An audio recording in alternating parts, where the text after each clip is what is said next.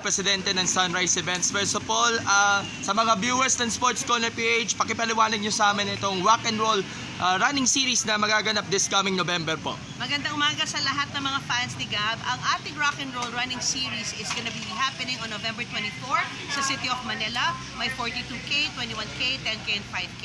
Magsisimula po tayo sa Kilometer Zero, no, sa Manila. Iikot po tayo sa Andes Circle, sa Jones Bridge, sa Binondo. Makikita niyo po yung mga iba't ibang mga infrastructures at saka mga sights and sounds of Manila ng 12 midnight magsisimula. And of course, nakakatuwa talaga dahil of course, kayo nag-umpisa ng running sa pandemic at ngayon, isa na siguro sa mga tinitingnan ng mga running events niya itong rock and roll running series. Ano ba ang mga expectations natin? Lalo na, ito lang pala ang Asia base na event ng rock and roll running sa buong mundo palaman.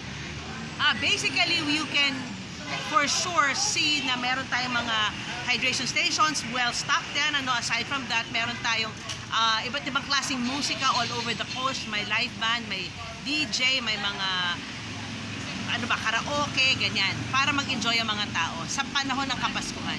And of course, nakakatuwa dahil very supportive nga ang City of Manila. At sinabi nga ni Sir Ruel kanina, inaasa natin, dadalo din para makitakbo sina Mayor Ani Lacuna, Vice Mayor Yul Selvo. So, talaga naman, rest assured na, of course, with the help of the city government, fully ready na kayo para dito sa competition na yun na nataon pa sa araw ni Bonifacio. Yes. So, sana makita-kita tayo doon kasama ka, Gab, no?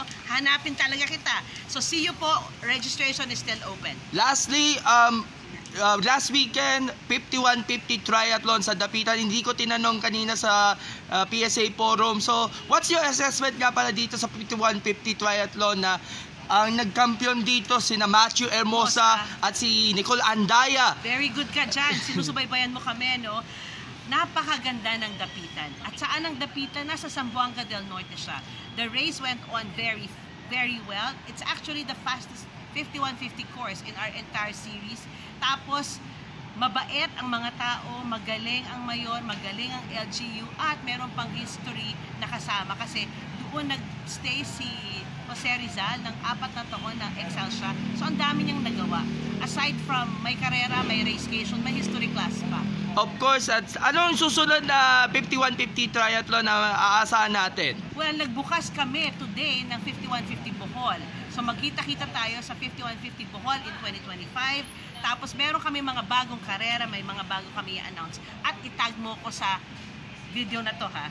At lastly, ang inyong mga pasasalamat sa lahat ng mga taga-suporta nga ng 5150 and of course yung Ironman at sa lahat ng events na tinataguyod niya ng Sunrise Events under the leadership of, tama ba chairman na yun, si Wilfred Urtenso ng Alaska? Dati po namin siyang chairman, pero syempre kaibigan pa rin natin siya at mentor, ano? So maraming salamat sa lahat po ng sumusuporta. Lahat po ng tinuro sa amin ni Sir Fred, ano, ginagawa pa rin namin ngayon at pinagpapatuloy. At you will continue to get the same amount of service and support from us on course in each of our races all over the Philippines. And of course, yung iba pa mga pasasalamatan? Mga ating sponsors, si Ion, si Lightwater, si Sante Barley, si Tugo, at marami pang ibang partners at LGU. And of course, Ma'am Princess, connect kita sa susunod at aasahan natin, may cover natin itong mga running events na ito. Pero disclaimer lamang po, hindi kaya tayo pumunta ng probinsya dahil alam mo naman siguro, kailangan ko bantayan si Mama, syempre. So God bless you, Ma'am Princess, and looking forward for more events sa Sunrise and Thank you, more Gab. power po. Bye-bye!